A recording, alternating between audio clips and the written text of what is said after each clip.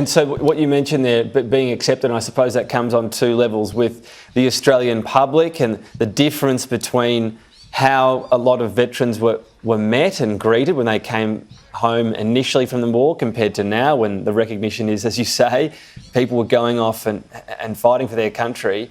And also, I suppose, was there an element of the veterans community as well that took a time for everyone to feel like they were more on the same page than previously?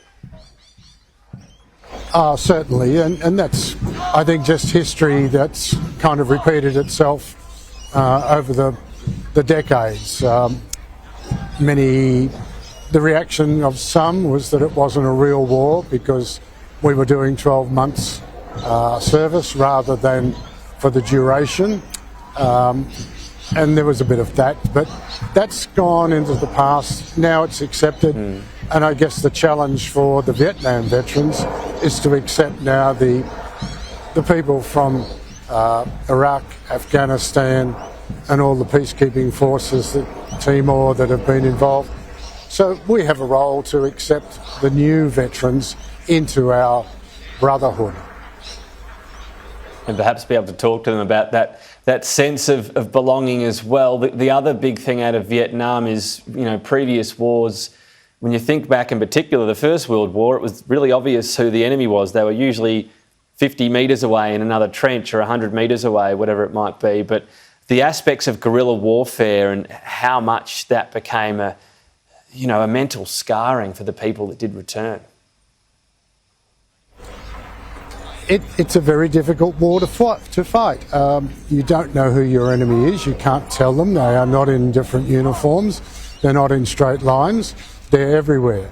And maybe there's a message from what we're seeing in Ukraine at the moment that, yes, a powerful country can invade, but whether they could hold it in a guerrilla warfare situation from a group of people who did not want to succumb to that force of arms, it's a very difficult thing to control.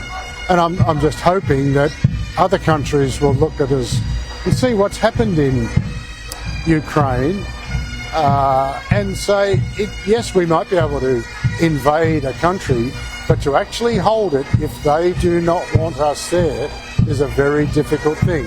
Afghanistan showed us that.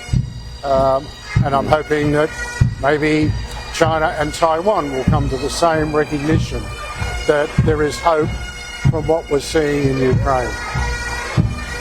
It's a really good point and an interesting analogy when we talk about, the hearts and minds. So I think it's something to pause on and think about. Max McGregor, appreciate your time and thank you for your service as well. Thank you, Tom.